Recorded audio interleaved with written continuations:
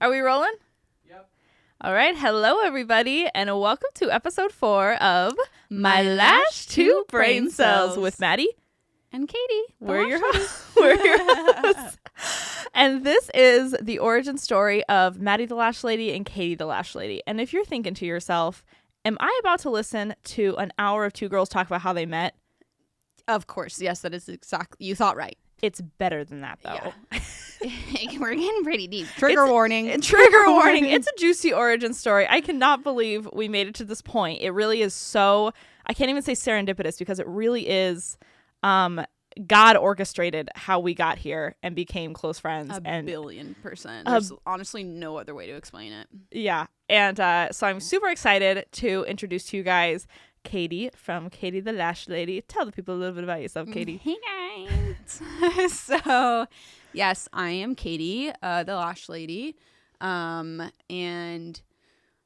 to start us out, I entered a giveaway Maddi was doing. She had just freshly moved from Alaska to Arizona, and I got tagged in a giveaway, and I was just... It was a giveaway for like a couple bucks off a training class. Yeah. And I had never seen Maddi's Instagram before, and I followed it, and I was like, oh my gosh, like, you know, when you're looking at taking a lash course, you want to make sure that you are investing in something that would be worth it. You know, you can go out and take any Joe Schmo lash course just to learn something new, you know. Joe's lashes. But I knew it was going to be an investment in myself, so I was like, yes, for sure. This would be awesome if I won this. If not, I'm taking the course regardless, you know. And on my end, full transparency, I did not randomly pick the winner for this giveaway. I truly went through all the entries. I may have slid in the birthday card. But hey, whatever. I mean, it's not my fault I was born on the day she was giving it away. 2 reasons why I picked Katy to win this big giveaway. One is because my OG vintage business name was Maddi the Lash Lady. When I first started out, I had little business cards that said Maddi the Lash Lady. And that was a very short-lived business name, but it was mine. So I thought it was so cute that I had met Katy the Lash Lady, and I was like, maybe she's my lash twin. And then also she had really cool purple hair, and I was like, she looks sick. Yeah. I want to spend the day with her. So I picked her. I forced her into my life.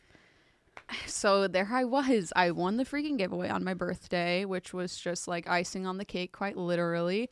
And Maddi was like, okay, you know what? Pick any day that you want to come. I'm new here. I have nothing to do. Yeah. And I was like, okay. So I chose the particular day. I want to say it was like March 27th. Mm-hmm. And I won the giveaway, chose the day, got there. And we're like probably 30 minutes deep into just like, hey, how are you? What are your lash goals? Oh my gosh, this is so exciting. And I was just coming in like a sponge because I was so stagnant in my lash career. And I knew I needed this. I needed you, Maddi. Yeah. So you came in so excited. Yes. I remember what you were wearing. You were so cute. Yes. And I was like, okay, yeah, let's get started. I'm just going to use the restroom really quick. And we had barely even started lashing yet. No, it was literally just introductions, I think. It was right after intros.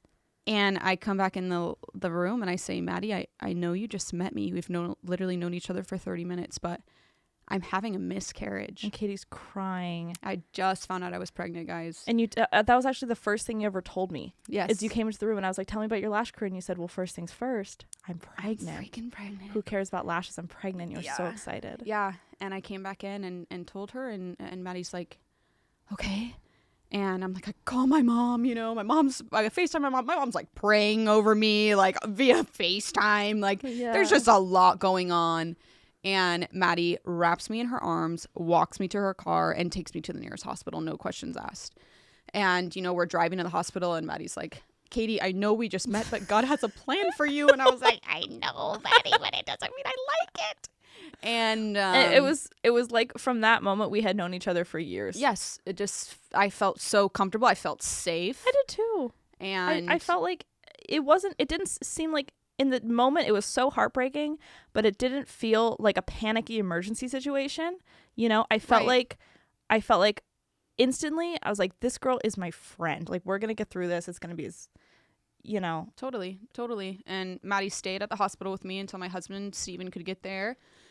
And she was like, don't worry about the training. Like, we'll reschedule And it. Katy kept being like, I'm sorry I ruined our training. Yes. And so that was the start of our trauma bond, I think. It really was. Yes, it was the start of our trauma bond. Trauma bond. And I mean, like, I went home, of course. I had a lot going on, obviously. But I was so set on taking this course. I think, like, we rescheduled it 2 weekends later. Yeah. I think I was like, Maddie, I have to. I need this. Like, leaving you at the hospital that day, I felt like I was leaving like one of my closest friends. Like, it broke my heart. I was so sad. I remember I held it together for you that day, but I got in my car and I wept, Katy. I wept. I cried. I remember I called Tress, who's the first person I called, and I was like weeping and crying. I don't think I ever told you that, but I was just in my car. I had held it together with you all day, and I'm in my little dress and my teaching heels, and I called Tress and I was like, this horrible thing just happened, and like I was just teaching a class. like, and what the heck? What? How did this happen? How did this happen? But that was the beginning of Katy and I's relationship. There's no from the bat. Bing bang. There's boom. no way to sugarcoat it. No. And 2 weeks later, I think a couple days later, Katy had texted me and she said, "Hey, can I reschedule that training?" And I was like, "Of course." Yeah, you're like, so soon? Like, dude, we could do it next year if you wanted to. I'm yeah, like, and Katy no, rescheduled, now. came in, and that traumatic day aside, Katy came in, with truly the same goal. She just wanted to spark her lash career, and you came in after that 2 weeks. Well, to be completely honest, I saw other lash artists work, and I saw it and was like, they're better than me. Mm-hmm. They are better than me. It's humbling, right? Yes. I was like, oh my gosh, I suck. So, or I would see their work and be like, how did they do that? Like, why can't I accomplish that? Mm-hmm. It's all a science, honey. It's all lash science. Yeah. It's a Krabby Patty formula, baby. Yeah, it is. But I chose the correct lash training, let me tell you, because it's funny, you guys, go back through my Instagram, scroll down to the bottom, honey. Like, you can see the transformation happen. Like, it happens day and instantly. Night, yes. And my favorite thing about your training story, when you took my training, was a lot of people, they see you work for Lightheart. They see Katy is the Lightheart master trainer. She is our Arizona trainer. She teaches privately and group classes with me at Lightheart Studios all the time. You can book one with her. Mm-hmm. And it's so crazy because people are like, oh, was Katy just your most advanced student? Like, did she just take this class and you were like, wow, you're insane. Like, you need to be a trainer. That didn't happen. Katy came in like anyone else. And she was frustrated learning. Like, I would almost chuck my tweezers at the wall. You were nervous 900 and times. frustrated. And about halfway into our fan practice, Katy was like, I'm going to do a lap around the building. And she got up and did a lap and like ate a snack in her car, came back in and was like, all right, I'm ready to go. I looked in the mirror, I was like, you can do this, you dumb idiot. Yeah, but you're giving yourself affirmations in the mirror. Yeah. But the difference between Katy and everyone else, wasn't that she was, a beast at flower bouquet off the bat. Like, it was because she genuinely cared so much and wanted to get better so much. And she applied herself in ways that most people don't. I just gave it my all, honey. You I put my heart and soul into that. I did. And once I felt that I had mastered the flower bouquet technique, mastered mega volume, I was like, Maddie, let me take you on a fancy romantic date. Yeah, it was interesting. Katy reached out to me and we hadn't really hung out as friends. Ever? I think maybe you had done my lashes once. Oh, I had done Katy's lashes once, but we had never hung out as friends up until this point. Right. And Katy was like, I want to take you on a romantic dinner date. I was like, I accept.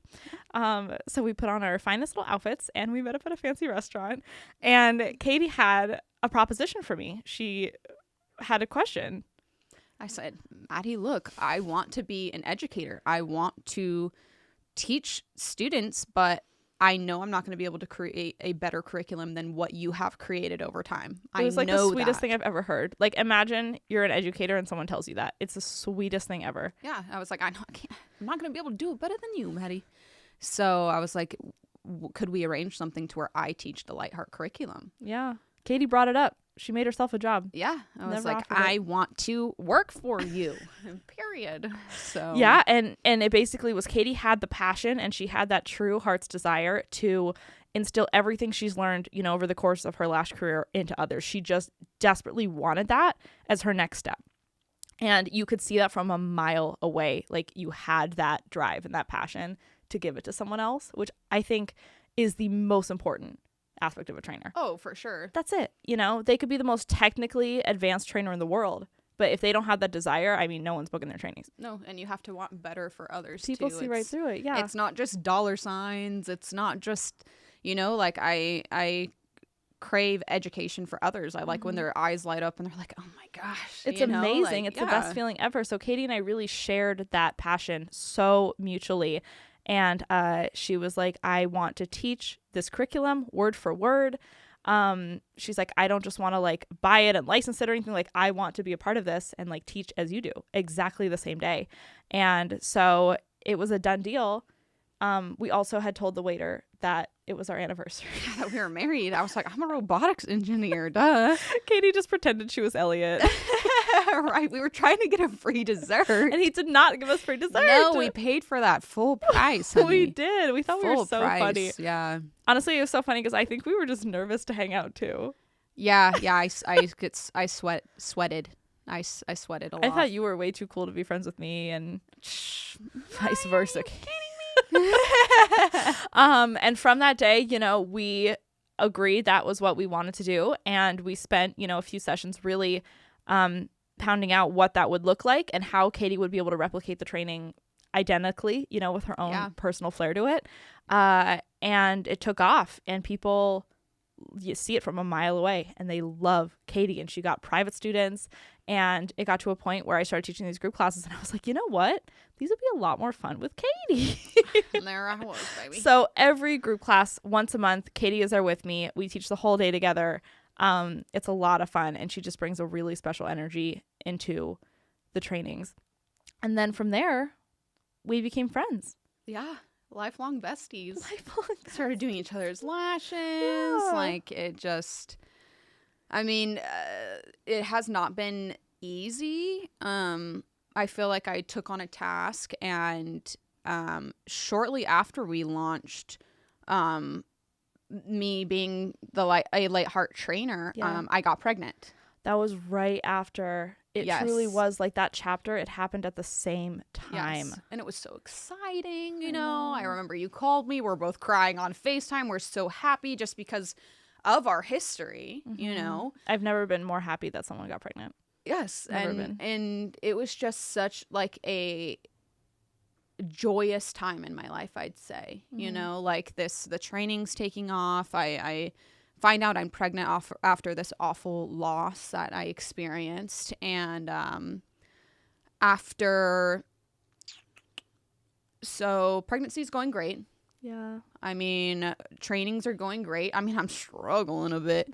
Morning sickness is Katie was showing awful. up to the studios to teach private classes. We just opened Light Heart Studios, and you were pregnant. Big pregnant, yeah. Yes. And I just remember that was like the happiest I'd seen you. Yeah, absolutely. I was just thriving in life, you know. You were wearing pastels. And I was, honey. And that I taught a training, one-on-one training here at Light Heart. And that week I went to the hospital thinking, I've got a UTI or something. I just knew I was in pain and that it probably wasn't normal. Yeah. And my mom's like, hey, go to the hospital, rule out that it's not a UTI. The worst they can do is, or the worst case scenario, they give you freaking IVs and then they say, go home, you were just dehydrated, you know, whatever. So I really, really wish that was the case. I'm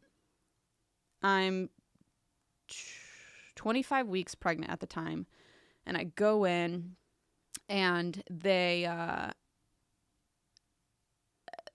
hooked up to everything, and the nurse goes, oh, I can see that you're like having contractions and stuff like on the screen, and I'm like, what? Yeah, I'm having what? Because it's my first pregnancy. I don't know what contractions feel like, and I don't care what anyone says. Like, as much as you think you know your own body, you don't. You know, the woman's body is just, we won't even get into that, but she's like, I can see you're having contractions. Like, we're going to go ahead and send you off for some ultrasounds, just check on baby, make sure he's doing okay. And I'm like, okay. Kind of confused because I think everything's fine. Like, yeah, I'm in some pain, but other than that, I feel okay. Yeah. So later a midwife and the doctor comes back in, and Steven's there with me, of course. And she's like, have you fallen recently? Have you gotten into an accident? Has like anything happened to where you put yourself into bodily harm? And I'm like, no, I lash for a living. Like, I'm hunched over a bit, but, and she's like, well, the baby is severely swollen, and we can see liquid or has built up around his lungs. And I'm like, or that are in his lungs. And I'm like, well, what? You know, like totally out of left field. I remember that it got so serious so fast. Totally out of left field. And no one was saying anything encouraging. No one was like, I'm hysterical. They were going to admit me. So Steven went home to like let the dogs out or situate that scenario, and he was going to come back that evening. And I'm just hysterically crying because I'm so scared. And the midwife that was there just held me and told me she was so sorry. She wasn't like, it's going to be okay. Yeah.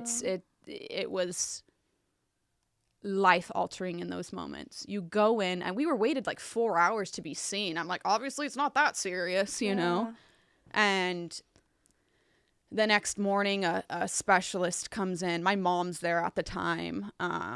And the specialist just like comes in and tells me like, your son is not going to make it.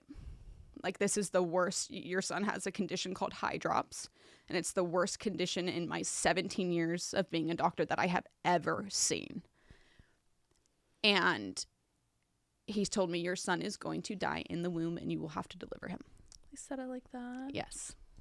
And he said it a little bit more gently, but that's bottom line what he was saying.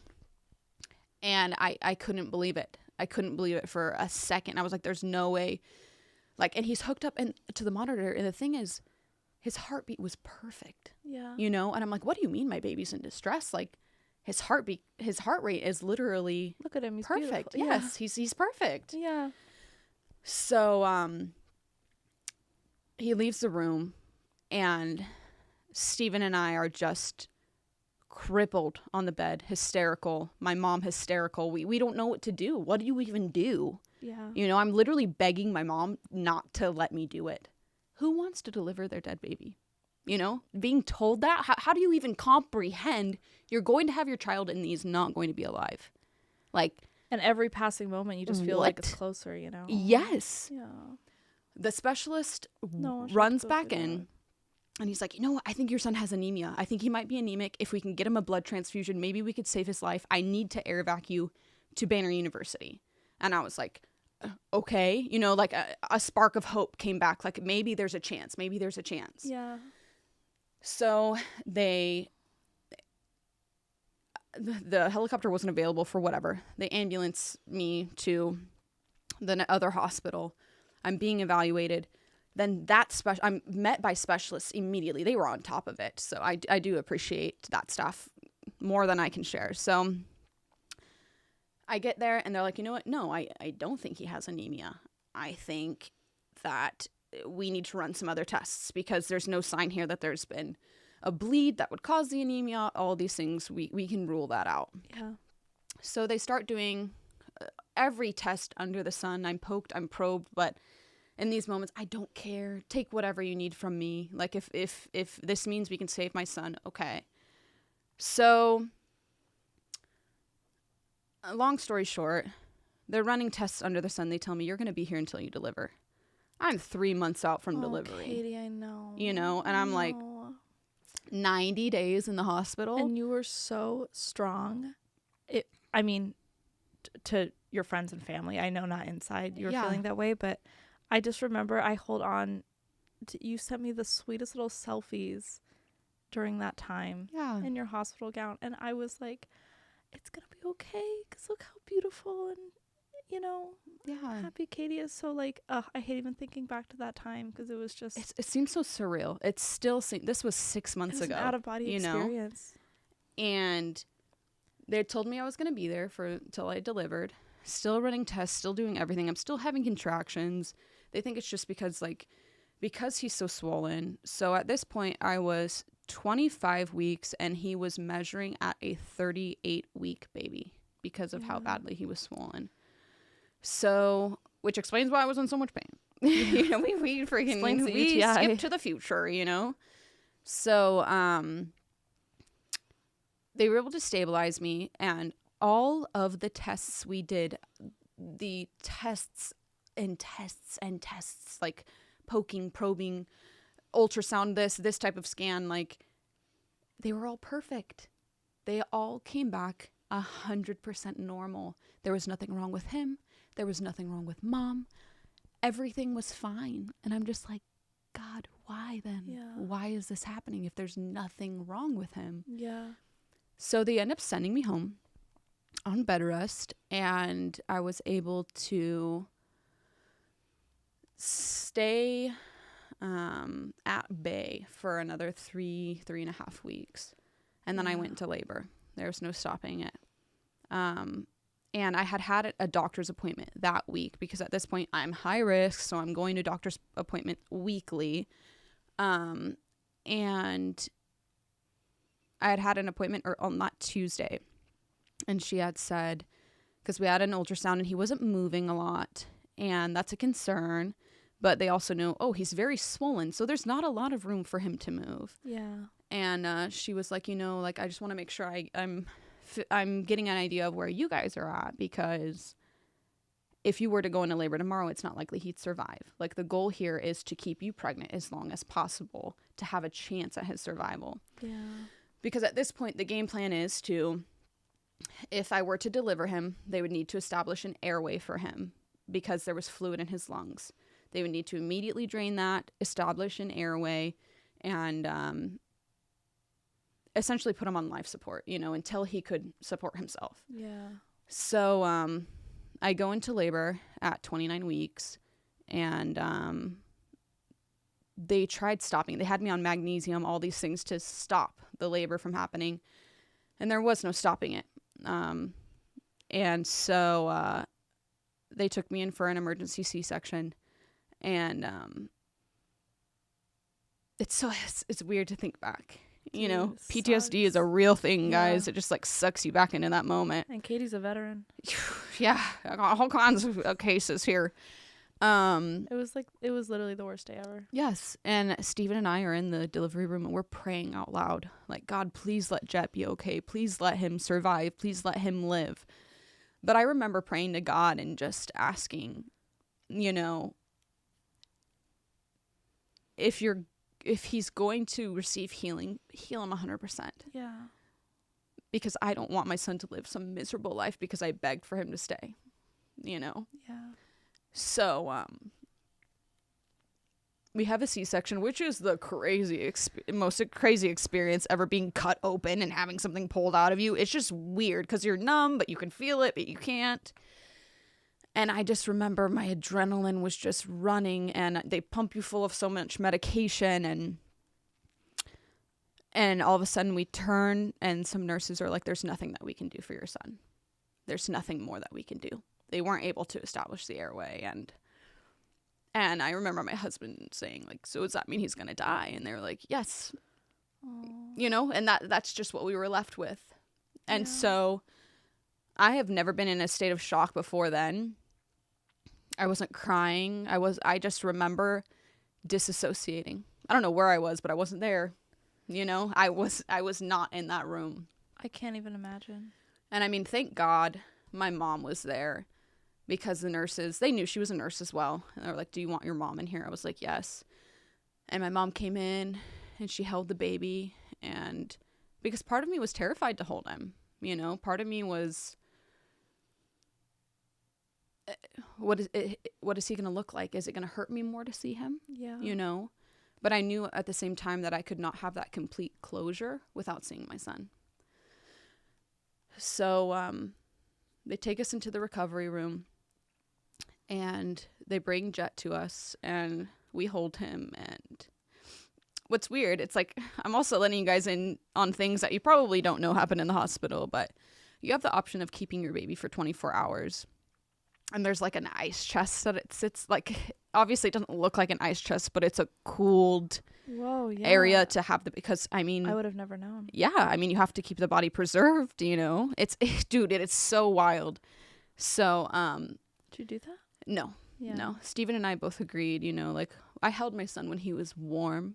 You know, I held my son when he still felt like a real baby still, you know, not my dead child. So, and I didn't want to experience that or rigor mortis, you know, like that is some dark ASS stuff, but it was not something that I was willing to do, nor did I want to put the rest of my family through it, I guess. Yeah.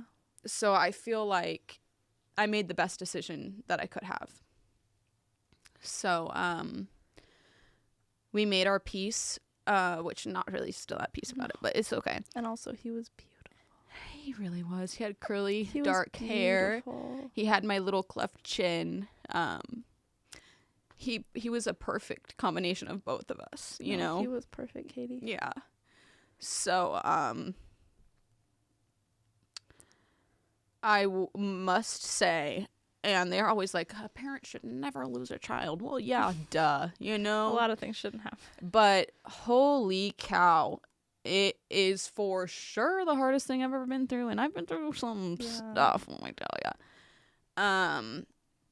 So, yeah, and of course me thinking of like so many other things that don't matter at the time of just like, what about my lash career? What about training? What about, you know, like, and, but I took the time off that I needed. I wasn't taking clients. I wasn't, you know, I was on bereavement, and, I have a lovely clientele. I really do. And Katie's clientele would crawl over broken glass to see her. I think so. They are They would eat it. obsessed with Katie. But I mean, with all of that being said, the amount of love and support we received was just like, you know, yesterday was Thanksgiving, and I reflect back on a lot of the things I'm thankful for, and of course one of them is our support system. And I mean, and Lightheart, you know. I think it went beyond love and support. I think that people like walking with you through your pregnancy and just knowing who you are through whether it's Instagram or trainings or whatever, like people hurt for you that week. Like, not that anyone else's perspective matters, but from a friend's perspective, that week was miserable coming into work. Because everyone here, like, it's just a building, but everyone in here knows you and loves you so deeply, and you can't meet you and not love you deeply, you know? And I remember I dreaded coming into Lightheart for the first time because every customer that came in the coffee shop was like, how's Katie? I'm praying for Katie. Like, tell me the update. Like, everyone wanted the update. And for those 5 days leading up, I was like, please just pray for her. Like, I don't know, you know? And I remember the day it happened, like, from a friend's perspective, you had more it wasn't support. It was like people's hearts were like broken because everyone knows how deeply you love and care and, like, you know, wanted your perfect Jett, and like you got him and it wasn't the way you expected, and people were broken. I mean, like, I had clients who were pregnant who like canceled their appointment. I didn't even tell you that. Like, people were heartbroken, and I didn't think I would like ever get the same Katie back as a friend. And man, it just like I didn't know who Katie was. It was horrible. You know, I'm still learning myself now. I really am. I'm learning who is Katie now without Jett. Well, you'll never be the same. No. Like, never ever. I mean, my grief counselor said it best, is I have to make room in my life for my grief because it's not going to go anywhere. yeah, you can't shove it away. Like, it's going to be present forever. Yeah. And I remember our first, oh man, our texts after Jett were so sad. Yeah. Everything was just so because the sad. selfie stopped. Yeah. And I remember you texted me one day and you said, hey Maddie, can I get in for lashes? And I was like, yes, please. It was my first time seeing you, and I might have just stayed up all night. I was so excited, and also like I was dreading seeing you because yeah, it was so sad. And it was hard seeing a lot of people, I think, It's not because I terrible. didn't want to see them, but because a lot of people didn't know how to approach me afterwards, Yeah. which I think is very normal. That is a normal human reaction to not know, like, hey, like, I literally have everyone's no idea. Katie! Yeah. And And I think a lot of people feared that, like, is Katy still in there? Is Katy still in there? And I'm still here, baby. Never left. But People were just desperate to hold you. I Yeah. mean, people just genuinely. I was like, dang, is Katy the most loved person in the world right now? Like, I mean, you couldn't throw a rock inside this building and not hear your name. Everyone just wanted to love on you and they didn't know how.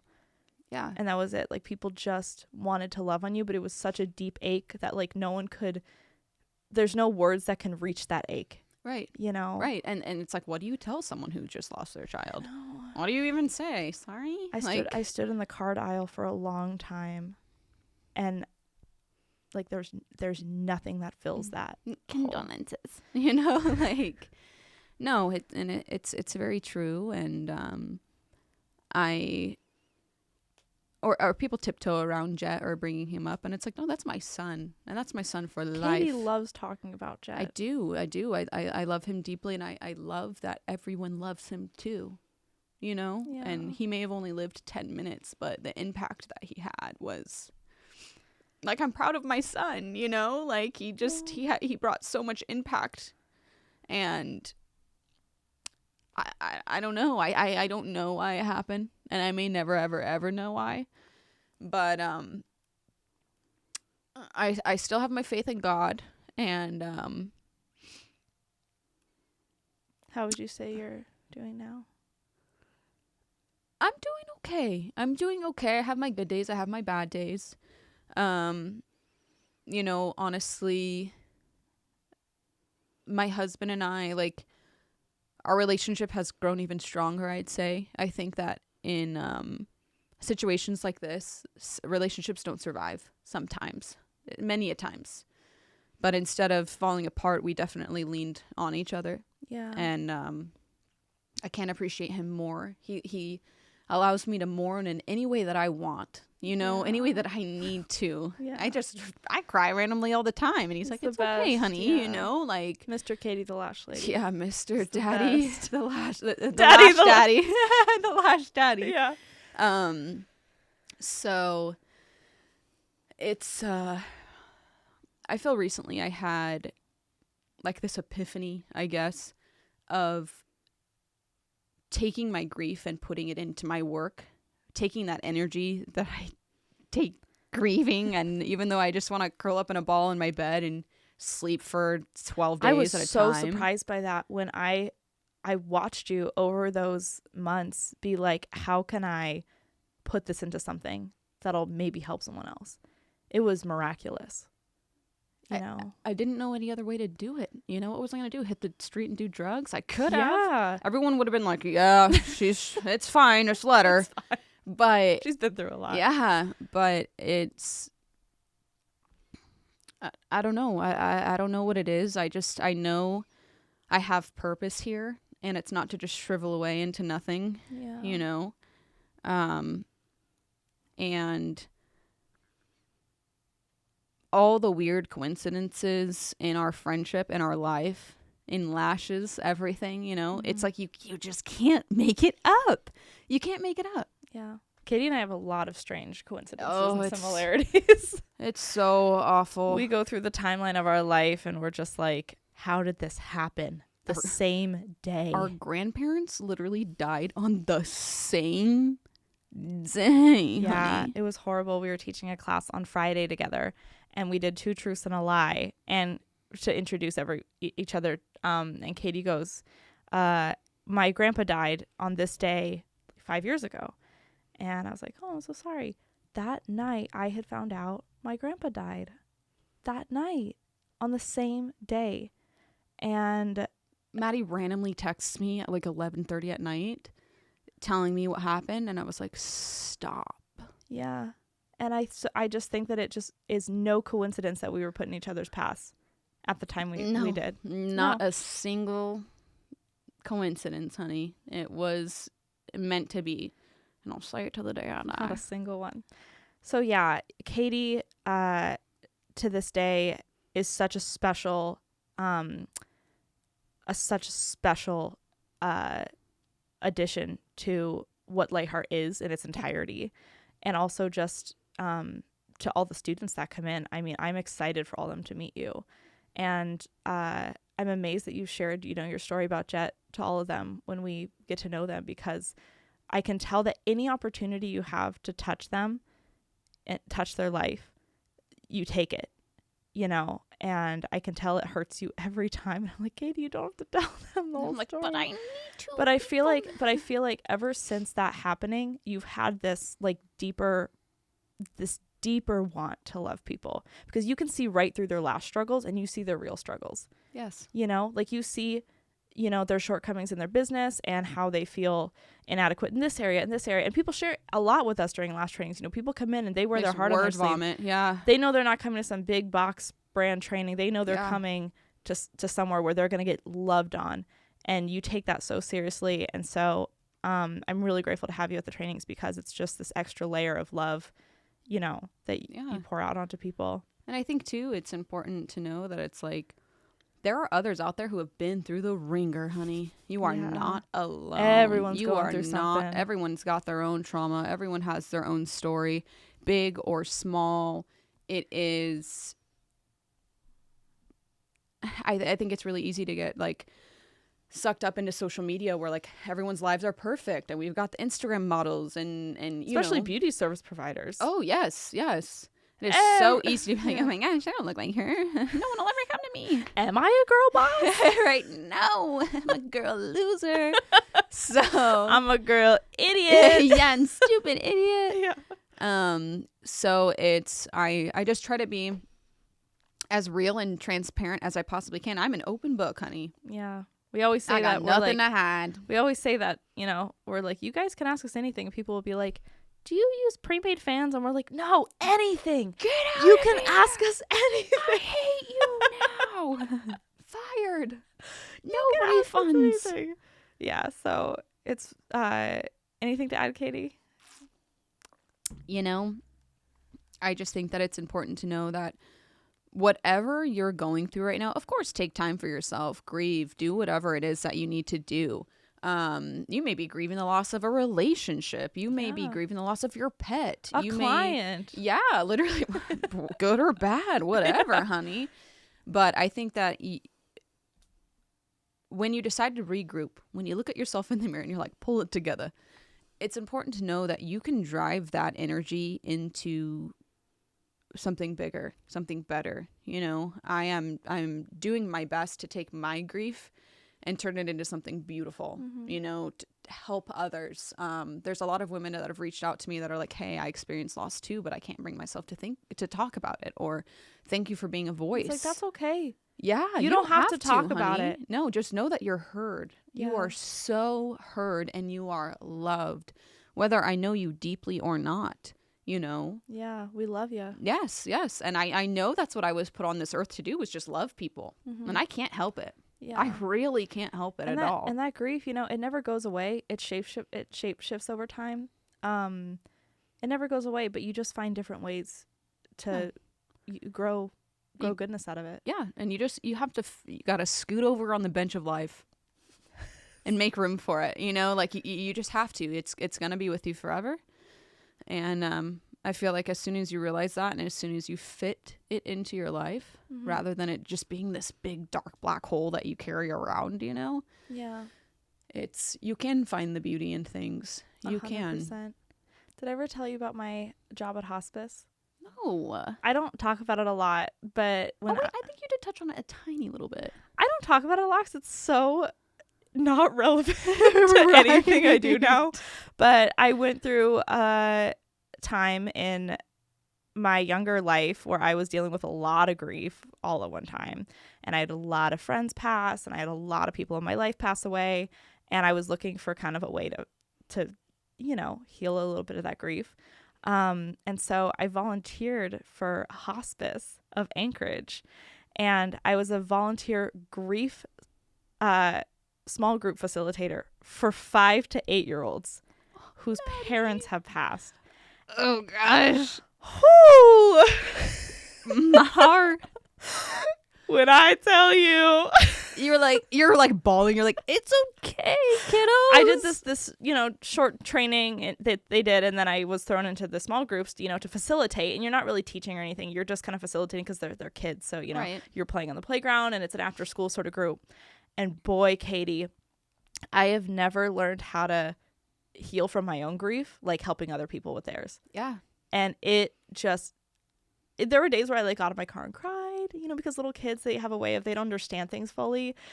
So it was hard. It was a hard group to be in, and they had pictures of their parents, and we had a ball with their parents on it, and we would toss it and tell stories, and we'd play outside, and they knew everything about my life. And it was just it was very healing, but also it's kind of like you teaching now, I was able for that time. It felt a little bit better, to Making just others feel better.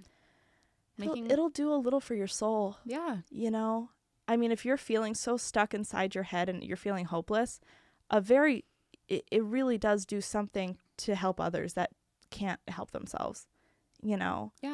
And so that's kind of how I, healed that little part of me for a few years. And it doesn't get better. I still think of all the people I've lost. It never gets better. Yeah, of course. You have this empty space that was there. I feel like with time, it doesn't feel as heavy. It doesn't feel as heavy. It doesn't. You're still carrying that load, honey. Yeah. But your muscles have gotten stronger. Your muscles have gotten stronger. You're a bodybuilder, baby. Yeah. You got your pro card. Yeah, I'm a trainer now. Right. Flash trainer? How about just regular fitness trainer, too? All right, you guys, I think that's everything, right? I think so. Yeah, I think it's our origin story. Yeah, I think it is. And then we just became regular friends. Yeah.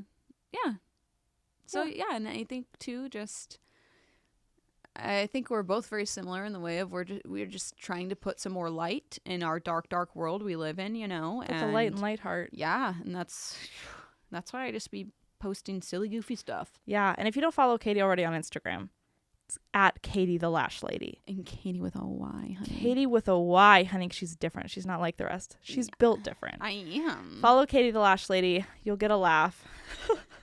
Come for the laugh, stay for the training. Yeah. And we hope to see you at a group training soon. We have them every month. They're a lot of fun. Yes, guys, it would be so much fun, guys. And we sell out every single one. We never Yes. have, we don't have a wait list. We don't have spaces available. But we sell out every single one. So if you want to take one, book in the future. And it's now or never, baby. And if you want to hear a little bit more of Katy and I, you're in luck, because next week on My Lash Tube Brain Cells, we're answering your deepest, darkest lash questions. Whatever you want. Even life questions, maybe. Mostly Even lash. really personal questions. Yeah. Okay, bye, guys. We'll see you next week. Thanks for tuning in. Bye, guys. Smooches. A Scooby-Doo-Bop, beep, a Scooby-Doo-Bop,